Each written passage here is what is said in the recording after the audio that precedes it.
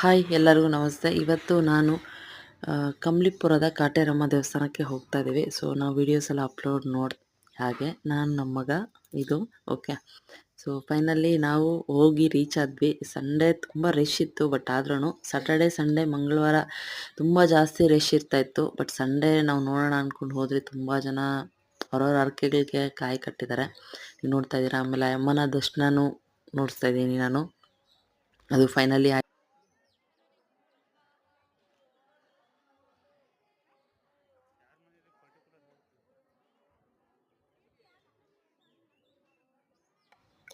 ನೋಡಿ, ಎಲ್ಲರೂ ದರ್ಶನ ಮಾಡ್ತಾ ಇದ್ದಾರೆ ಮತ್ತು ಕಾಯಿ ಕೂಡ ಕಟ್ತಾ ಇದ್ದಾರೆ.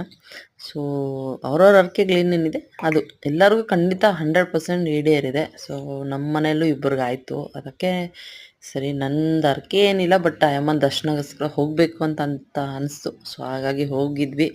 ಚೆನ್ನಾಗಿ ಅನಿಸ್ತು. ದೇವ್ರ ದರ್ಶನ ಎಲ್ಲ ಮುಗಿಸ್ಕೊಂಡ್ವಿ.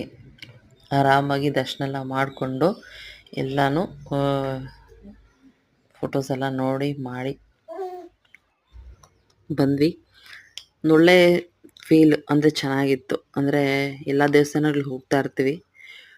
ದೇವಸ್ಥಾನಕ್ಕೆ ಹೋಗೋದೆಲ್ಲನೂ ಇಷ್ಟೇ, ನಮ್ಮ ಹರಕೆ, ನಮ್ಮ ಫ್ಯಾಮಿಲಿ, ಒಂದು ಟೈಮ್ ಸ್ಪೆಂಡ್, ಒಂದು ಒಳ್ಳೇದಾಗಲಿ, ಒಂದು ದರ್ಶನ ಮಾಡೋಣ ಅಂತ. ಸೊ ಚೆನ್ನಾಗಿ ಅನಿಸ್ತು. ನೀವು ನೋಡ್ತಾ ಇದ್ದೀರಾ ಆಲ್ಮೋಸ್ಟೆಡ್ ಅಮ್ಮನ ದೊಡ್ಡವಾದ ಒಂದು ಮೂರ್ತಿ. ಸೊ ನೀವು ಹೋಗಿ ಕಂಬ್ಳಿಪುರದ